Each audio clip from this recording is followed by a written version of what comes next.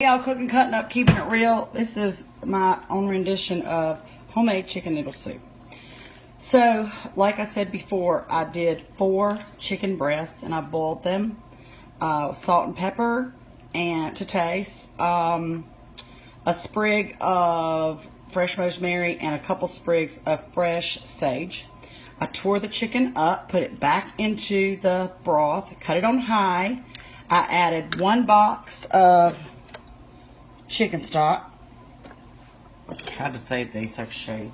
I added about 2 teaspoons of onion powder, 1 bag of extra wide egg noodles, and about a teaspoon of garlic salt.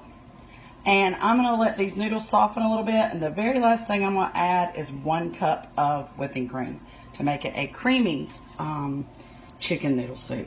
So there you have it, Lisa's chicken noodle soup. Enjoy.